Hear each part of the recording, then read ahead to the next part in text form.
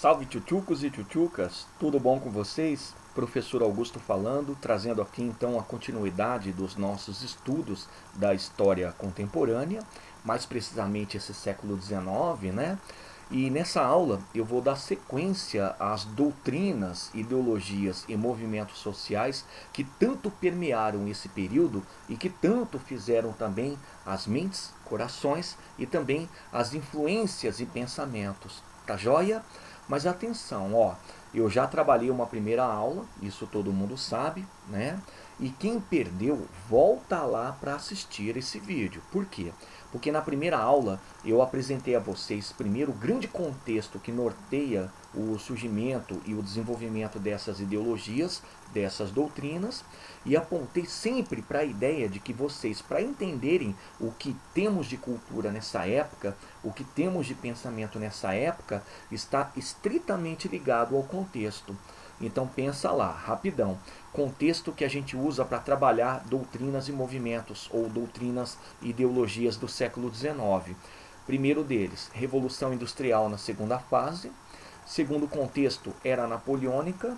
Terceiro contexto, jamais esquecerem, tchutchucos, por favor, as revoluções liberais, as de 30, 48. E mais um contexto para vocês conseguirem entender o que são esses movimentos, doutrinas e ideologias, está relacionado às unificações tardias, às unificações da Itália e da Alemanha.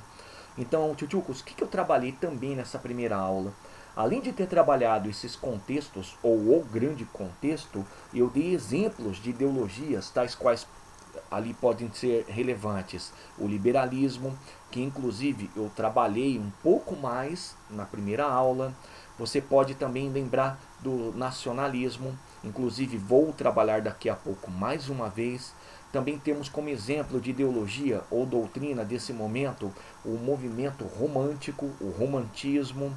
Temos também os socialismos, a doutrina social da igreja.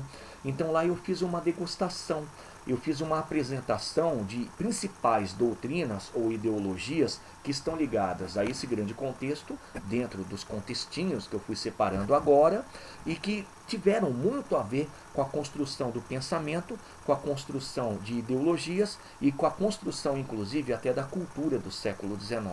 Tá bom? Nessa aula, o que eu vou trabalhar? Vem cá, vamos dar uma passada entre os slides. Vou trabalhar o nacionalismo, e detalhe, vai ser uma terceira vez em que eu vou trabalhar de fato. Eu comecei trabalhando o nacionalismo quando abordei as unificações da Itália e da Alemanha. E na aula de introdução, a primeira aula sobre essas doutrinas do século XIX, eu comentei um ponto ou outro. Joia? Vou trabalhar romantismo, que vocês estudam muito em literatura. Aí tem que lembrar do romantismo brasileiro, né? As três fases, inclusive, muito importante para compreender o quanto esse movimento estético, literário, cultural está associado à evolução de pensamento e evolução de ideologia. Trabalharei também positivismo, que vocês já estudaram, se não vão estudar em sociologia e filosofia, até porque a gente entende aqui que o positivismo ele foi uma corrente filosófica, mas ele teve muita ligação também com os aspectos de compreensão da sociedade. Aí quais são os teóricos que vocês sempre lembram?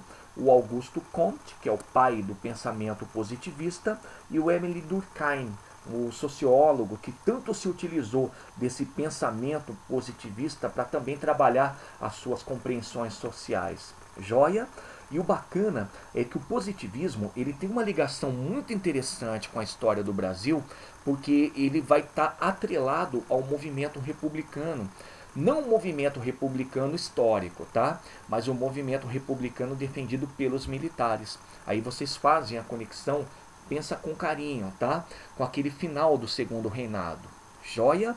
E por último, o último assunto dessa aula, a última ideologia ou doutrina dessa aula, o evolucionismo, que vocês estudam muito em biologia, até porque está estreitamente ligado com a biologia através da figura do Darwin, mas ao mesmo tempo ele também teve reflexos na literatura, reflexos na filosofia, na produção artística e com toda certeza até na formação de ideologias. Tá legal? Então, sem mais delongas, vamos trabalhar a primeira ideologia da aula de hoje e a segunda das nossas aulas sobre essas ideologias e doutrinas sociais, tá? Galera, é o nacionalismo. E tome muito cuidado quando vocês debatem nacionalismo, porque o nacionalismo ele mudou ao longo do tempo, ele mudou ao longo das eras, tá? Então, por exemplo, o nacionalismo atual, o nacionalismo do século XXI, é muito diferente desse nacionalismo do século XIX, que daqui a pouco eu vou comentar com vocês, e também, lógico, é muito diferente do nacionalismo de outrora, o nacionalismo lá, por exemplo, da Idade Moderna, tá? E aí, para vocês entenderem, eu vou fazer um contraponto. O contraponto do nacionalismo da Idade Moderna e o nacionalismo dessa idade contemporânea, século XIX. Então, vem cá. Tchutchukos, durante a Idade Moderna, a gente estudou isso no ano passado, eu tenho certeza que vocês se lembram de uma coisa chamada Antigo Regime. E dentro desse antigo regime, vocês se lembram também o seguinte, os reis eles eram autoridades máximas dentro dos países que eles governavam, mas sempre fizeram o uso dessa autoridade máxima contando com o apoio da burguesia, apesar de ele não colocar a burguesia para participar da burocracia, e com o apoio também da nobreza. Só que o detalhe interessante é que esses mesmos reis, eles precisavam de se legitimar não só por aquelas teorias que a gente estudou, a teoria do direito divino, a teoria do Estado mal necessário, mas também, tio-tiocos, precisava se legitimar com a aceitação popular. Entenderam? Então o súdito, que é o nome correto do povo para essa época da Idade Moderna, ele se identificava com o país e ele se identificava como? Ele se identificava a partir, por exemplo, de compreensão do idioma comum, a compreensão de uma delimitação geográfica, fronteira, a compreensão de que as tradições comuns ou folclóricas elas são compartilhadas entre os membros dessa nação, mas parava por aí. Parava por aí porque a ideia em si era justificar o poder absoluto, manter a nação funcionando e, logicamente, passar essa noção muito rasa, muito superficial do que é nacionalismo. É basicamente só você entender que a nação está ali, que você faz parte dela. Entenderam? Só que aí é que vem o detalhe. Quando entramos no século XIX, eu tenho certeza que vocês já começaram a compreender há muito tempo, mudam-se os ambientes, né? Nós não temos mais o absolutismo, nós não temos mais essa questão dos súditos terem que aceitar o comandante. Sabe por quê? Porque o contexto muda. O século XIX, por exemplo, ele apresenta um contexto que todo mundo estudou comigo, que é a segunda revolução industrial. E com essa segunda revolução industrial vai ter um boom demográfico em alguns locais. E esse crescimento demográfico vai gerando certas misérias, entenderam? Então o operário passa a viver na pobreza e na miséria, o camponês que é obrigado a fazer o êxodo rural vai para a cidade, vive na miséria, não é muito diferente do camponês que permanece no campo. E uma coisa muito louca para essa mesma segunda revolução industrial é que não bastasse o crescimento demográfico e todos esses desdobramentos negativos para a população, ou seja, para os tipos mais pobres, a gente vai verificar também migrações. Não só essas migrações que eu tratei agora, o êxodo rural, mas migrações, tchutchucos, que extrapolam fronteiras. Ou seja, pessoas que saem de um determinado país, da sua nação, e se deslocam para uma outra, como muito aconteceu em relação ao Brasil, por parte dos italianos e dos alemães, porque procuram um lugar ao sol, entre aspas, né? Procuram vir para algum local ou ir para algum local para escaparem da pobreza, para conseguirem ter algum tipo de vida, entenderam? Então olha só que coisa interessante. Nesse século XIX, o nacionalismo ele passa a ganhar um componente reivindicatório. Interessante, né? E é um movimento reivindicatório que só por esse aspecto aqui ele passa a ser popular. A população entende que para continuar pertencendo àquele país, ela precisa ganhar alguns direitos, né? Ela precisa lutar para que haja uma mudança, entenderam? O outro contexto, aqui no começo do século XIX. Tchutchucos, Congresso de Viena, que vocês já estão careca de saber. Esse foi um congresso que alterou praticamente toda a política da Europa, ou seja, reintroduziu as velhas práticas absolutistas, né? E ao mesmo tempo, o que é mais importante, foi a alteração de fronteiras, né?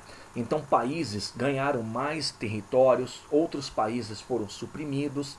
Então nisso a gente vai perceber uma coisa super curiosa, que é a supressão de certos nacionalismos. Aí eu sempre destaco, por exemplo, a Itália e a Alemanha. Por quê? Porque como vocês estudaram, o italiano ele não tem uma nação. O que ele tem? Ele tem uma expressão geográfica. O alemão, ele não tem um país, ele tem uma fragmentação, ele tem o que era chamado Confederação Germânica, ou do Reno, entenderam? Então, nessa virada do século XVIII para o XIX, nesse comecinho do século XIX, o nacionalismo ele ganha também uma outra conotação, que é a conotação de você criar um país. Você ter que criar um país porque você tem sim lá a língua, a cultura e a história comuns, mas você não tem a nação verdadeiramente existente. Entenderam? Então reparem que o nacionalismo dos séculos anteriores, dos séculos da chamada Idade Moderna, em comparação a esse período, que é o período do século XIX, ele se alterou. Porque o nacionalismo do século XIX é um nacionalismo reivindicatório, é um nacionalismo mais popular, é um nacionalismo que tenta também fazer a ideia de que o país ele tem que se criar, ele tem que prevalecer. Entenderam? Então o que nós vamos ter aqui? Nós vamos ter um nacionalismo que parte do pressuposto de uma ideologia que a pessoa tem que ter a ideia de pertencimento a uma nação, porém é progressivo vocês compreenderem também que a pessoa, para se sentir pertencente àquela nação, ela tem que ter direitos, ela tem que ter também essa ideia de que o país ele é aquilo que ela respira, não é só uma fragmentação, não é só uma expressão geográfica, tá legal? E aí vem um detalhe interessante, sempre se utilizando da língua comum, né? É como se fosse um cimento do nacionalismo, permanece, da cultura, e geralmente uma cultura mais folclórica, tal qual era, de forma muito similar ao nacionalismo da Idade Moderna, e com uma história comum. Uma história comum sempre evocando o passado como sendo um paradigma, como sendo um modelo. Mas que é um detalhe interessante, pode colocar um sinal de mais. Essa ideia de pertencimento a uma nação que faz todas essas exigências conta com o apoio da burguesia, pessoal. É a burguesia que nesse momento precisa da nação. Afinal de contas, com a nação, ela vai ampliar suas atividades econômicas, ela vai conseguir a organização política de forma mais consolidada, ela também garante a sua liberdade, entenderam? Então o nacionalismo do século XIX, ele passa a ter algumas propostas, tá? A primeira proposta é a defesa de existência de laços culturais, independente de dialetos que você tenha dentro de um local, dentro do sim país, você tem laços culturais que são muito concomitantes, tá? Todos têm o mesmo. Outro, você também vai ter aqui a proposta de defesa dos laços históricos, né? Advogando a história de que se você é pobre ou rico, independe, você tem o mesmo tipo de tradição histórica. E principalmente, como eu falo sempre, que é o cimento, pessoal, a existência de laços linguísticos, tá? E esses laços linguísticos, eles defendem, como eu disse agora há pouco também, essa existência de dialetos, porque afinal de contas, mesmo tendo dialetos, a ideia comum é a ideia de que todos se entendem a partir de uma língua mãe. Entenderam? E olha só que coisa que vocês já sabem. Os principais casos de nacionalismos nesse momento são eles, o da Itália e o da Alemanha. Por quê? Porque nesses dois locais, como vocês estudaram, houve uma luta contra a fragmentação, né? Ou seja, a luta para que verdadeiramente haja a existência de uma nação, de um país, e também houve a luta contra a dominação externa, aqui meio que pregando essa questão do individualismo, a questão de você se proteger culturalmente, historicamente e linguisticamente de outras coisas que venham de fora, de culturas alheias, de dominações históricas e linguísticas também que não fazem parte da tua nação. Tá legal? Mas de novo, aqui você vai ter uma coesão. o povo e a burguesia se unem para que isso seja uma realidade, tá bom? E como eu gosto sempre, tchutchucas, eu trouxe aqui dois exemplos clássicos de unificação, mas eu temperei com quadros, tá? Com pinturas. E coloquei uma pintura bônus aí para falar de uma outra ideia de nacionalismo que muita gente deve ter pensado, mas não arriscou comentar. Eu vou começar pelo que vocês conhecem. Galera, a primeira pintura que aparece aqui, eu coloquei sempre aqui o anonimato, eu não coloquei quem são os autores das pinturas, das obras, tá? É uma pintura que evoca esse nacionalismo alemão, é uma xilogravura, foi colorida, tá? E faz aqui aquela representação clássica da multidão lutando pela Alemanha, ou seja, está defendendo o nacionalismo a partir da unificação do território. Olha lá, você pode perceber até a bandeira tricolor da Alemanha, a bandeira preta, vermelha e amarela, ou dourada, tá ok? Outra imagem que tem a ver com o que eu citei agora há pouco e vocês também estudaram. É uma pintura que evoca a luta dos camisas vermelhas de Garibaldi. E é uma pintura bastante realista, né? Mas aqui também, o que vocês estão percebendo é que o pintor, o autor, ele tentou evocar, trazer à mente de quem vê a cena essa questão da nacionalidade. Lembra que eu falei para vocês que os camisas vermelhas de Garibaldi eram nacionalistas? Eles não tinham basicamente um sonho qualquer, eles tinham um sonho de unificação. Então tá aí. E é bacana porque tá trazendo aquela coisa clássica da unificação feita pelo povo. Tudo bem? E aqui em cima, tchutchucos, o bônus para vocês é uma xilogravura também, colorida, mas falando da Revolução de 1848. E aqui nessa Revolução de 1848 você tem uma barricada, você tem a presença de um exército, só que esse exército está lutando ao lado do povo, e mais uma vez a presença da bandeira, a bandeira tricolor francesa. Então vocês perceberam que o que é comum nessas três telas, nessas três pinturas ou imagens, é a presença da bandeira? E vocês agora se tocaram do quanto a bandeira é uma simbologia muito forte para falar de nacionalismo? É porque todos se identificam com esse símbolo, tá?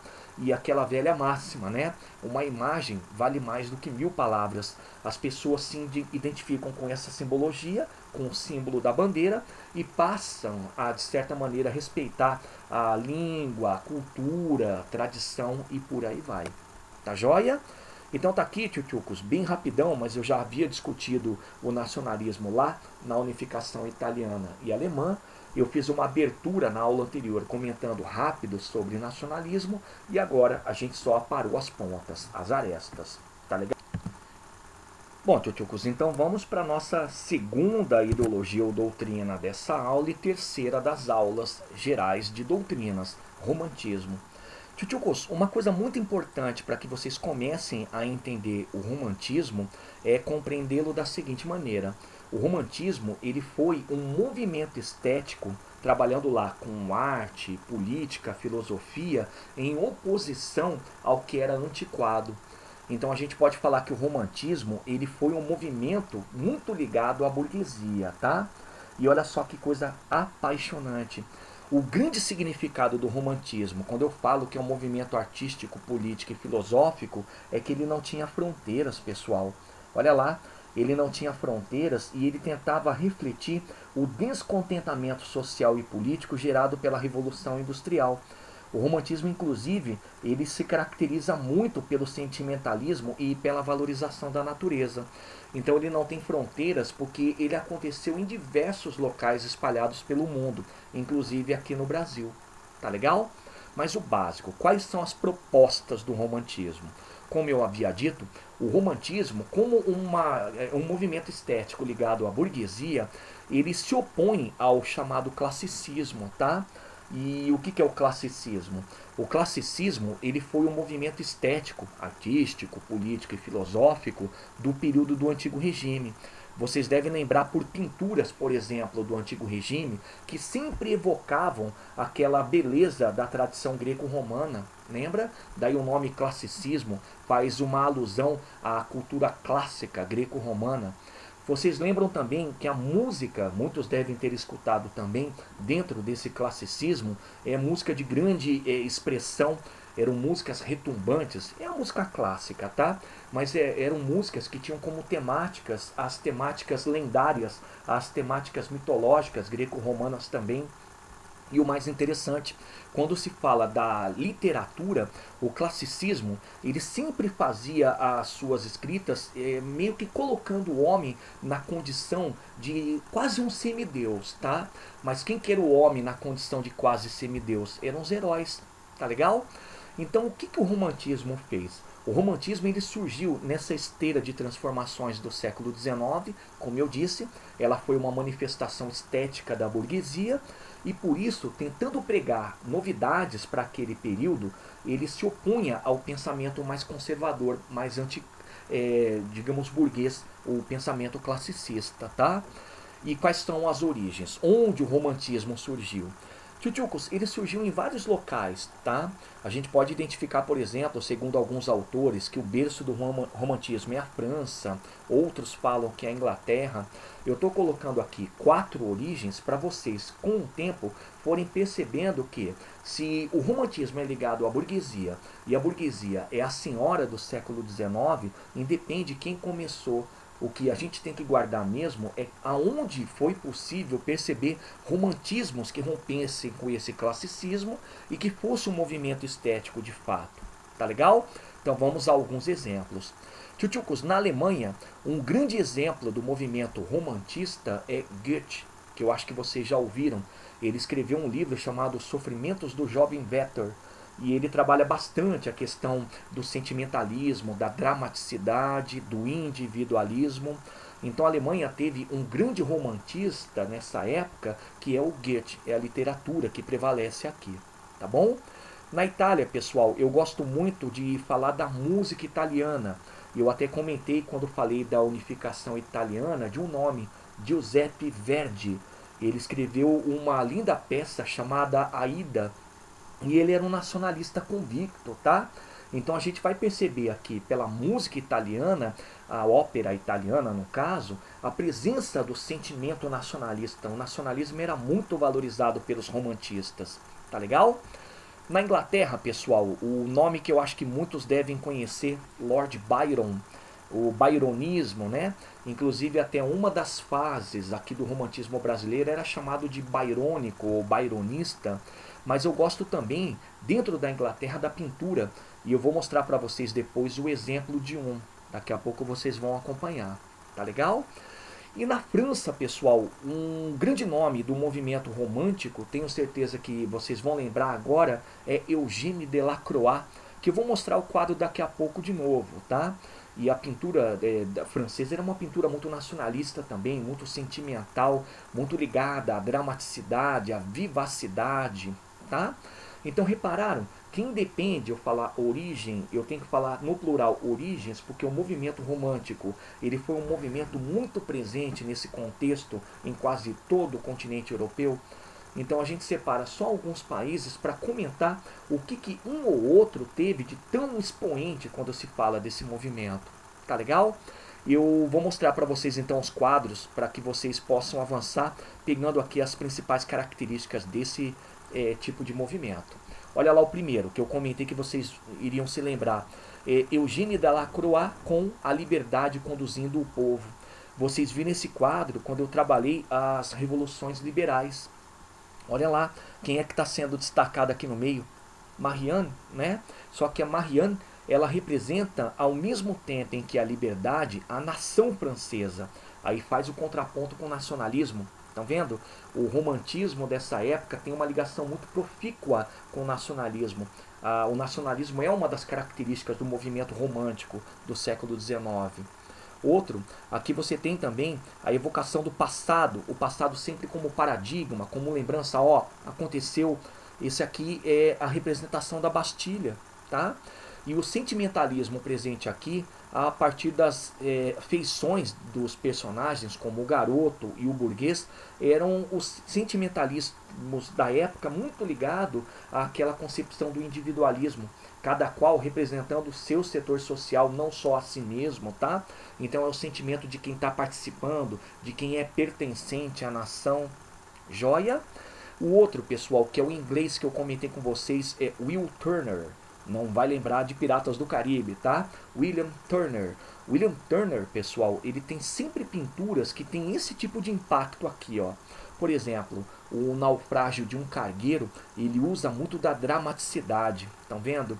E é muito conflituoso, da mesma forma como ele está pintando o naufrágio de uma embarcação, ele também está testando o sentimento da pessoa que vê, né? Ele também está colocando aqui um turbilhão de elementos sentimentais. Então todas as pinturas do Will Turner têm esse tipo de pegada. Ele tem essa pegada sentimental, essa paleta de cores um pouco mais sóbria, tá? Então aqui dois exemplos para mostrar que quando se fala do romantismo, fala-se, e é legal vocês observarem pinturas desse movimento tão apaixonante. Bacana? Mas vem cá, tchutchucos, olha lá. Esse mesmo romantismo, independente dos países para os quais ele foi, ele tem algumas características que são basilares, tá? Como vocês estão vendo aqui, são características principais. A exemplo, a primeira, liberdade de criação. Tchutchucos, como eu falei para vocês que o movimento romântico se opõe ao classicismo, ele prega a liberdade de criação porque ele se opõe também ao formalismo. O movimento classicista ele era muito formal, ele era muito rigoroso, muito preso àquele sentimento de você evidenciar a cultura greco-romana. Era racional demais. O romantismo não. O romantismo, daqui a pouco vocês vão perceber, como é mais dramático, mais sentimental, ele se opõe à racionalidade, então ele também se opõe ao formalismo. Vocês viram, por exemplo, na pintura do Will Turner, a presença daquela liberdade de criação. Paleta de cores, aquela mistureba toda de elementos, né? A carga dramática. Então tá aí. Segunda característica, presente, por exemplo, no quadro do Delacroix, na ópera de Aida, do Verdi, é o nacionalismo, valorizando muito tradições, passado, mas sempre com aquele conectivo de pertencimento, tá? Nesse caso, o nacionalismo, ele isola um pouco aquela pegada da reivindicação. Ele tenta valorizar a tradição em passado para falar de um país exemplo, tá bom? A terceira característica, vocês percebem bastante no romantismo brasileiro, é o sentimentalismo. O sentimentalismo que objetiva mudanças, né? Mas quando se fala de mudanças, se fala de mudanças em todos os aspectos. Aspectos sociais, políticos, econômicos, sobretudo culturais, tá? Vai lá para a próxima característica, críticas sociais.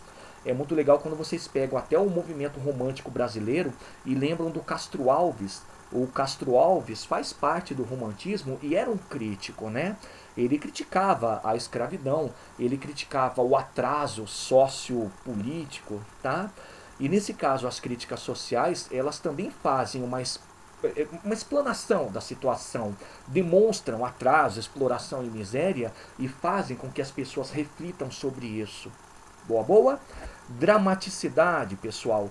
A dramaticidade em oposição ao racionalismo que eu comentei com vocês quando falei da liberdade de criação é uma característica muito comum entre quase todos os românticos da época. Haja vista que essa oposição ao racionalismo é você romper com aquilo que é rigoroso, aquilo que é conservador, e você almeja a liberdade, você almeja se expor, não só de forma sentimental, mas também quanto à questão crítica, tá? E por último, pessoal, o individualismo e egocentrismo. Mas atenção, o romantismo no nacionalismo, ou aqueles que evocavam o nacionalismo, eles não se utilizavam muito desse individualismo, tá? Esse individualismo que vocês veem muito no caso do Goethe, quando escreveu Os Sofrimentos do Jovem Werther, ou até em algumas obras do Lord Byron, era um individualismo do tipo a pessoa trazer para si o sentimentalismo, né? Tentar fazer o uso da dramaticidade. Mas atenção, o nacionalismo, ou aquele que usa o nacionalismo como característica, ele não vai se utilizar desse individualismo, tá bom? E tchutchucos, tentem fazer bastante o uso do estudo do romantismo brasileiro. Tá? Lembra lá das fases do romantismo brasileiro, ou grupos, que são os indianistas, que tem como grande exemplo o genial poeta Gonçalves Dias, os ultrarromânticos, muito bacanas. Por quê? Porque os ultrarromânticos se aproximam bastante da concepção meio byroniana, é muito sentimental. E o exemplo é o Casimiro de Abreu, grande nome, né? E o último grupo, e talvez um dos mais interessantes, são os condoreiros, pessoal. E o grande nome, eu acho maravilhoso, é Castro Alves, que fazia essas denúncias raciais, sociais, tentando mostrar essas críticas àqueles que liam o material dele, tá bom? Então tá aí, tchutchucos, esse é o romantismo. Tchutchucas, positivismo. Esse talvez tenha sido um dos movimentos, ou pensamentos, ou ideologia dos mais interessantes desse período, tá? Eu vou ser bem direto aqui, porque tal qual os outros que a gente vem discutindo, o positivismo ele foi muito discutido já em sociologia e filosofia. Caso não, vai ser. Tchutchukos, positivismo ele tem um significado muito interessante porque ele é uma teoria política, moral e filosófica que foi criado pelo Augusto Comte em pleno século XIX e sempre com a ideologia de crença no progresso contínuo da humanidade. E olha só que coisa basilar, né? Ele se constituiu como uma corrente de pensamento caracterizado por essa questão inabalável e em confianças não só no progresso, mas também nas ciências. Inclusive, de acordo com o próprio Augusto Comte, a humanidade ela teria atingido, isso por volta do século XIX, o seu último estágio de desenvolvimento, no decorrer do qual ele afirmava que a industrialização e o conhecimento eram imprescindíveis, eram interessantes para que a humanidade se consolidasse. E é bacana porque quando ele fala de último estágio, a gente tem que lembrar da lei dos três estados, né? E aí é bacana porque o positivismo ele teve uma influência muito grande no pensamento, como vocês sabem, brasileiro, a partir de 1870. Qual que é o contexto? Bom, 1870 nós estamos no segundo reinado, e nesse segundo reinado havia uma certa descrença em relação ao Brasil, isso por parte de intelectuais e até por parte da elite burguesa, porque o Brasil era muito antiquado, o Brasil ainda era muito atrasado quando se falava de mão de obra, de economia. Então, os positivistas eram contrários à monarquia e pregavam muito a essência de que eles podiam conferir a mudança, eles podiam ser os elementos, junto com a sua ideologia, de transformação do Brasil. As ideias positivistas, vocês vão lembrar das aulas do Adriano, tiveram muitos adeptos dentre os militares. Eles abraçaram o positivismo como a ideologia de ação, né? E aí quem que a gente destaca? A gente destaca o professor da Escola Militar da Praia Vermelha, que é o Benjamin Constant. Ele talvez tenha sido um dos elementos principais para que a jovem oficialidade que era formada dentro dessa escola militar adquirisse o pensamento positivista. E é o autor do lema da nossa bandeira, Ordem e Progresso. Tá? Então o positivismo, tchutchucos, ele é muito importante ser estudado quando se fala também da história do Brasil. Porque essa crença no progresso, essa crença na importância das ciências tem a ver com a nossa mudança em conceito político nesse momento. Tá? Agora, vem cá. Tirando Augusto Comte, outro muito importante como grande defensor de pensamentos que se aproximassem do positivismo é o Durkheim, o sociólogo que vocês estudam. E tanto o Comte como o Durkheim, de certa maneira, debatem essa questão do progresso, sempre com algumas características a mais, né? Eles acreditavam no estado positivo, que é esse estado máximo de industrialização, de esclarecimento. Eles defendiam também a divisibilidade para se compreender fenômenos, né? E por último, uma das grandes características do positivismo era a união entre a sociologia, aí eu destaco mais uma vez o Durkheim, com as ciências naturais. A gente pode evidenciar aqui a própria filosofia. E tudo isso, tchutchuco, sempre temperados pela ciência propriamente dita. Então esse aqui é o positivismo, tchutchucos. Boa, boa. E para finalizarmos a nossa aula, tchutchucos, o último tipo de pensamento do século XIX aqui é o evolucionismo. Aqui é o básico também. Tchutchucos, evolucionismo, só o termo evolucionismo, é a teoria que defende a evolução constante, não só do ser humano, mas também de tecnologias ou do conhecimento científico, tá? E o mais bacana do evolucionismo é que ele sempre tende a pensar numa evolução constante, não existe uma involução. e eles também se contrapõem a uma revolução. Até porque eles falam que as transformações elas levam tempo, elas acontecem dentro de um ritmo, elas não podem ser aceleradas, porque quando aceleradas, talvez elas não se consolidem. Boa? Dois grandes expoentes, pessoal. O primeiro na biologia, Charles Darwin, famoso, a teoria da seleção natural, né? Seleção natural das espécies. E o outro, Tchutchucos, talvez um cara muito controverso até hoje, espero que seja sempre controverso, é Gobineau. O Gobineau, francês, ele foi o pai do pensamento evolucionista dentro da racialidade. Ele fala do racismo, né? Então ele foi um filósofo que sempre defendeu a questão do evolucionismo, destacando que uma raça, a branca, ela tinha a tendência a evoluir mais do que as demais e por isso ela tinha uma carga de importância que era de levar a civilização aos atrasados e por tabela dominar também esses tipos raciais que não tinham evoluído, tá? Então o evolucionismo ele é marcante no século XIX, por quê? Porque com o tempo, através desse pensamento, por exemplo, do Gobineau, a corruptela de evolução que o Darwin inicialmente havia pregado na biologia passou a ser também uma forma de justificar a dominação de um povo sobre o outro. Aí vocês estudam muito o imperialismo e neocolonialismo se utilizando dessa premissa. O evolucionismo ele também se tornou base para o pensamento racista, como eu destaquei, o Gobineau sempre defendeu, aludindo à história de que existem raças que não se desenvolvem da mesma forma como outras, tá? E o que é muito complicado, porque o século XIX ele passa a ser representado por esse quesito de tentar sempre fazer esse julgamento maniqueísta. Aquele é mais atrasado, esse aqui ou eu sou mais adiantado e por aí vai. Tá legal? Então, o pensamento evolucionista, a doutrina evolucionista, ela teve muito impacto a partir do século XIX, justamente para se justificar o que eu comentei agora, dominações, racismos e superioridade. Tudo bem? Todo mundo pegou? Então, tio Cos, já que está todo mundo a par do conteúdo, vamos resolver questões. Olha essa primeira aqui. Então, vamos lá para o texto. O romantismo, como movimento cultural do século XIX, aí lembra, a gente falou que o movimento romantista é um movimento estético, né? Trabalha com arte, filosofia, até mesmo política. Continua lendo. Merece destaque pelas críticas que já fazia a forte presença do racionalismo na sociedade ocidental da época e pela sua ampla, rica produção intelectual e artística. Aí quem que a gente pode destacar de intelectual e artística? A gente pode destacar a filosofia, a literatura, a pintura, a música, joia?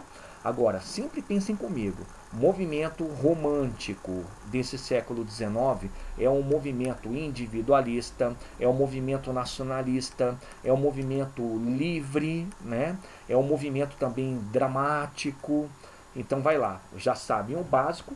Sobre o romantismo, podemos afirmar que foi um movimento de nostalgia cultural que buscou a recuperação das regras do classicismo, as quais dominavam a arte conservadora do século XVIII. Perceberam que todos os movimentos dessa época são movimentos que rompem com tradições? Legal. O romantismo, pessoal, ele rompeu com uma tradição vigente ainda nesse século XIX, no comecinho, que é a tradição clássica, né? O classicismo. Então, o romântico, ele é contra o clássico. O romântico, ele é livre. Já o clássico é conservador. Então, tá errado dizer que era um movimento de nostalgia que buscava recuperar as regras do classicismo. Ele se opõe ao classicismo. Vai lá para B. Não é. De grande diversidade cultural, com obras de artistas e pensadores como Delacroix, Turner e Goethe, importantes pintores e escritores. Nossa, prof, sim, tem diversidade cultural, mas eu tenho que guardar esses nomes? Não, mas vocês podem guardar um ou outro, né? O que é essencial, Delacroix, tem que guardar, ele é o autor daquele lindíssimo quadro A Liberdade Conduzindo a Nação, ou A Liberdade Conduzindo o Povo, e Goethe. O Goethe é aquele alemão que eu falei para vocês que escreveu o livro Sofrimentos do Jovem Werther. Trabalha bastante esse conceito da dramaticidade. Então, você pode, por exemplo, pegar pelo atacado da seguinte maneira. O movimento romântico, como ele é um movimento estético, ele trabalhou com pintura, escultura, música, literatura, filosofia, política. Então parece que a B tá certa, né, prof? Não sei, separa aí, vamos separar? Vai para C, para desencargo. Movimento que, no século XIX, esteve na base das grandes revoluções que combatiam o capitalismo. Foi amplamente renovador no contexto mundial pelas suas utopias exclusivamente socialistas. Tchutchukos, aqui está aparecendo socialistas, eu já vou xar, tá? Porque o socialismo ele foi uma doutrina, um movimento ou uma espécie de pensamento ligado ao proletariado. O romantismo, para quem pegou, está sabendo, ele é um movimento burguês, ele é aburguesado. Então ele não tem essa carga socialista. Ele até podia ser utópico, né? Quando ele usa da dramaticidade, do sentimentalismo, ele é utópico. Mas ele não é socialista, porque é um movimento elitista. Tudo bem? Então fora a C de carambola. Vai lá para D. Um movimento restrito à pintura e à música, sem expressões de destaque na poesia e na literatura em prosa, pois as vias com perspectivas bastante acadêmicas. Galera, tá errado e vocês já sabem por quê. Vocês não estudam romantismo na literatura? Estudam. Vocês não lembram lá de um Casimiro de Abreu? Vocês não lembram de um Castro Alves? Então o movimento romântico ele foi um movimento que teve apelo sim na literatura, assim como poesia, tá? E outra, eu sempre falei e vou repetir que o movimento romântico é um movimento estético. Então ele trabalha com todos os que a gente pode afirmar elementos culturais, tá bom? Então cai fora, vai lá para E. Foi um movimento de convergência das forças conservadoras da época com um valor histórico secundário. Foi um movimento bastante mistificado pelos políticos alheios às mudanças. Errado de novo. Ele não foi convergente das forças conservadoras, ele não se aproxima do conservadorismo. E o valor histórico não é secundário, é primário. Eu não falei para vocês das principais características, e dentre as quais eu destaquei o nacionalismo. O nacionalismo tem valor histórico, porque para poder defender o nacionalismo, ele tem que se recorrer ao passado, ele tem que valorizar as tradições também nesse aspecto, tá bom? E o pior, alheio às mudanças, o movimento romântico ele foi um movimento muito crítico, tá? Então a alternativa correta, você tem razão, assistiu, tá sabendo, é a B de bacalhau. Belezinha? Vamos olhar a próxima? Vem comigo, olha lá, diretão. O positivismo é a linha de pensamento dominante no trabalho de Comte. É o pai do positivismo. Sobre essa corrente de pensamento, marque a alternativa correta. Então a gente tem que marcar aquilo que é correto do movimento positivista. Então o básico, lei dos três estados, a ciência que tem a verdade sempre feita por experimentação, a crença no progresso constante da humanidade, a parceria com a sociologia, a crença também na ciência como sendo importante, aliada nessa ideia do positivo, do progresso. Então, o básico você já sabe. Visto isso, vai lá, vamos analisar as alternativas. O pensamento positivo baseia-se no bom humor e na felicidade, que devem comandar as ações do sujeito social moderno que busca entender os conflitos que se instauram no mundo pós-revolução industrial. Tá muito louco, muito errado quando você fala de baseia-se no bom humor e na felicidade, né? O movimento positivista é um movimento racional, pessoal. Entenderam? Vai lá para B. As classes sociais sempre estarão em conflito generalizado entre si, uma vez que o caráter positivo da realidade de uma sempre resultará em resultados negativos para outras. É interessante quando ele fala as classes sociais sempre estarão em conflito generalizado entre si. Isso é uma coisa mais socialista, né? O socialismo científico falava dessa luta de classes. E aí depois ele continua assim, ó. Uma vez que o caráter positivo da realidade de uma sempre resultará em resultados negativos para outras. Na verdade, quando ele fala de caráter positivo, ele está errando, porque o correto é falar que o positivismo é a visão otimista do presente, né? Então está errado. É uma mistura de sociologia e uma coisa meio pessimista. Vai para C. O conhecimento verdadeiro só pode ser obtido por meio da experimentação e pelo aferimento científico. Opa, prof. experimentação correto, e aferimento científico é tipo ele falar que a ciência é muito importante, é aquela que dá a chancela. Isso, é isso aí. Então parece que a C casa bastante com a proposta do que é o positivismo. Tá, agora vai para D, para desencargo.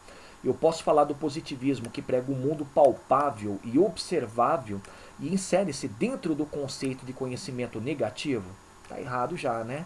O movimento positivista é um movimento otimista, pessoal. Ele faz aquele uso da crença otimista na evolução.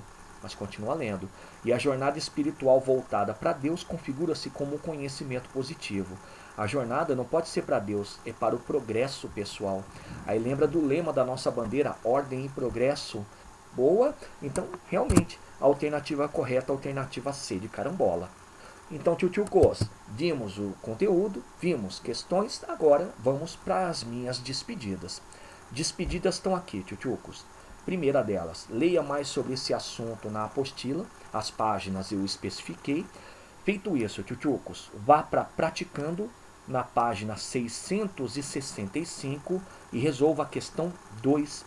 Feito isso, superou, vai para complementares, página 667 e resolva a questão 3. Tudo bem? Tchutchucos, então um forte abraço, bons estudos, qualquer problema me procurem e até a próxima. Tchau, tchau.